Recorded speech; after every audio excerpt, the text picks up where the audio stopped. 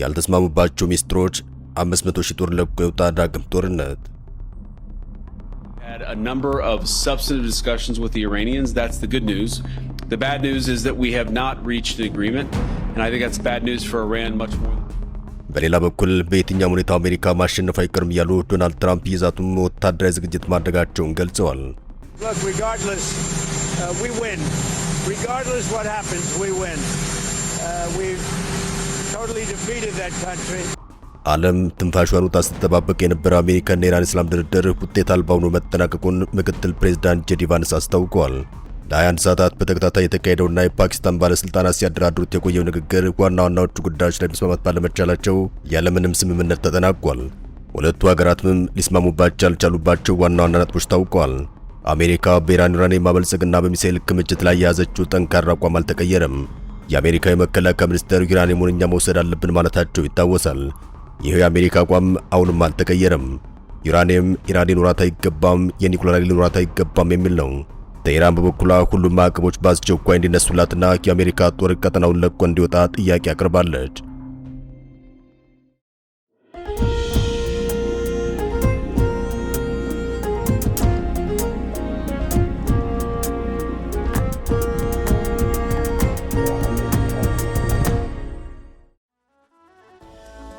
የአሜሪካ ጦር በመካከለኛው ምስራቅ 50 ሺህ ወታደር ይደርሳል ተብሎ ይገመታል።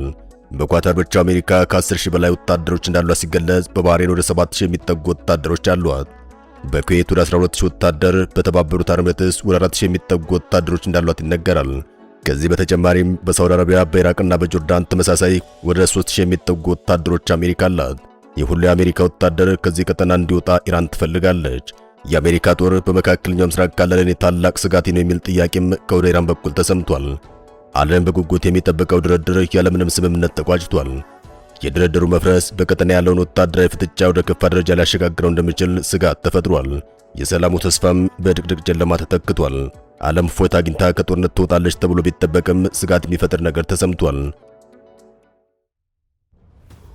በፓኪስታን አስተናጋጅነት በኢስላማባድ ሲካሄድ የነበረው ከፍተኛ ዲፕሎማሲያዊ ጥረት ያለምንም ስምምነት መጠናቀቁን ተከትሎም የኢራን ልዑክ ወደ ቴህራን መመለሱን ተዘግቧል።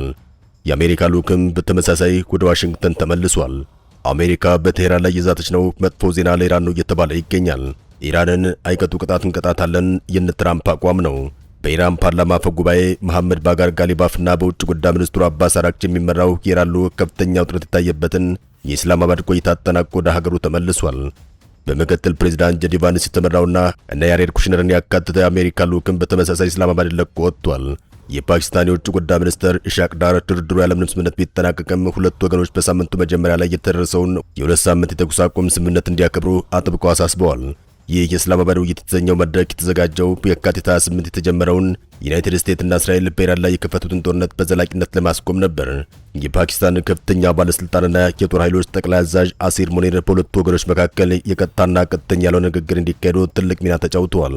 ፓኪስታን በቀጣዮቹ ቀናትም ቢሆን በዋሽንግተንና በቴህራን መካከል ያለውን ግንኙነት ለማመቻቸትና ውይይቱን ለማስቀጠል ዝግጁ መሆኗን ገልጻለች። ድርድሩ የመጣው ዓለም አቀፍ የነዳጅ ንግድ መስመር በሆነው በሆርሙዝ ባህረ ሰላጤ ያለው ቀውስ በከረረበትና ጦርነቱ ቀጠናዊ መልክ በያዘበት ወቅት ነው። አሜሪካ በበኩሏ ቻይና በኢራን ጦርነት ውስጥ ንቁ ተሳትፎ እያደረገች ነው የሚል የስለላ መረጃ ማግኘቷን እየገለጸች ባለችበት በዚህ ወቅት መሆኑም ሁኔታውን ይበልጥ ውስብስብ አድርጎታል። ዓለም አሁንም በሁለቱ ሀገራት መካከል ያለው ውጥረት ረግቦ ወደ ዘላቂ ሰላም የሚያመራ መንገድ ይገኝ እንደሆነም በጉጉት እየተጠባበቀ ይገኛል። ሆኖም ግን ተስፋ የሚሰጥ አይመስልም ብቻ ሳይሆን ወደ ጦርነት የሚያመሩ ይመስላል።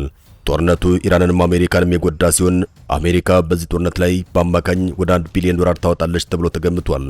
እስካሁን ድረስ ወደ $500 ቢሊዮን እንዳወጣች የተገለጸ ይገኛል። አሜሪካ በዚህ ጦርነት ከአውሮፓ ሀገራት ጋር ያላት ግንኙነት ሻክሯል። አገሪቱም አጋር ያጣች ብቸኛ ሀገር ለመሆን በቅታለች። በፖለቲካውና በቀሪው ዓለም ኢራን የተሻለ ነጥብ እንዳስመዘገበች እየተገለጸ ይገኛል። ዶናልድ ትራምፕ ደግሞ ስልጣን እንዲለቁ ግፊት እየቀረበባቸው ሲገኝ በሚሊዮን የሚቆጠር የአሜሪካ ዜጋ አደባባይ ወጥቶም ትራምፕን መቃወሙ ይታወሳል። በሌላ በኩል ኢራን ከፍተኛ ጉዳት ደርሶባታል። ምንም እንኳን የፖለቲካ የበላይነት ኢራን ብታገኝም በጦርነቱ ግን ከባድ ጉዳት ደርሶባታል። በኢራን በአሜሪካና በእስራኤል መካከል ለ40 ቀናት የዘለቀው አስከፊ ጦርነት በኢራን ላይ ታሪክ የማይረሳው ውድመትን ጥሎ አልፏል። ከ140 እስከ $145 ቢሊዮን የሚገመት ሀብትም ወድሟል።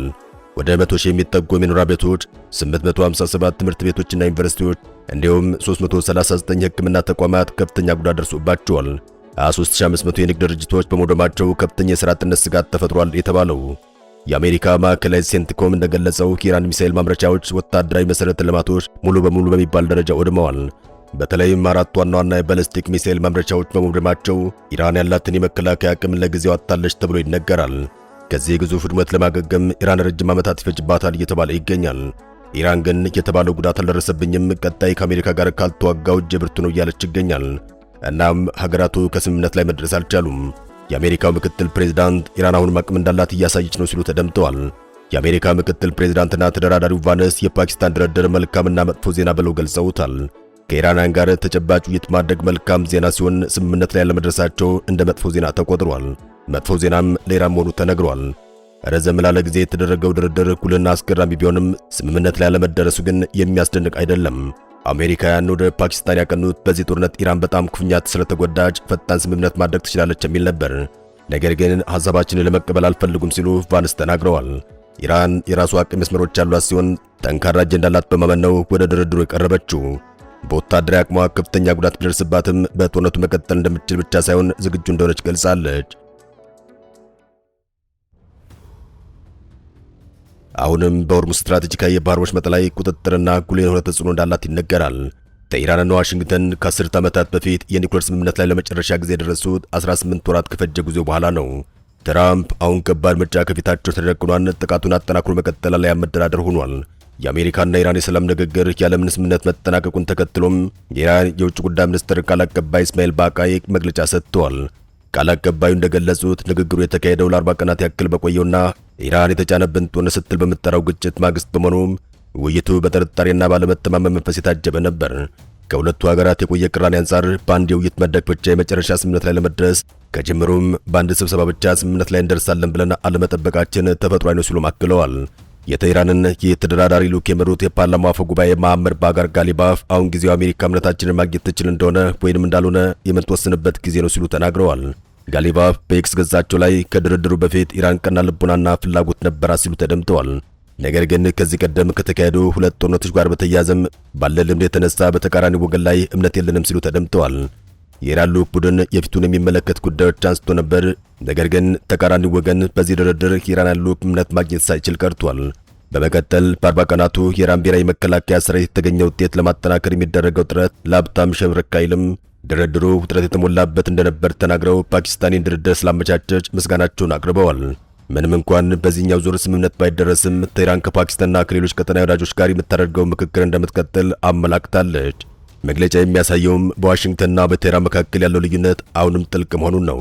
ከወደ አሜሪካ በኩል ኢራን የኒውክሌር መሳሪያ ላለመስራት ግልጽ ቁርጠኝነት እንድታሳይ ስትወተውት፣ ኢራን ደግሞ ጦርነቱ የተጫነባት መሆኑን በመግለጽ የራሷን ቅድመ ሁኔታዎች እያነሳች ትገኛለች። ምንም እንኳን የእስላማባዱ ንግግር ያለ ውጤት ቢጠናቀቅም የሁለቱ ወገኖች ፊት ለፊት መገናኘት ለወደፊት ዲፕሎማሲያዊ ጥረት እንደ አንድ ጅማሬ ሊወሰድ እንደሚችል ተንታኞች የተናገሩ ናቸው።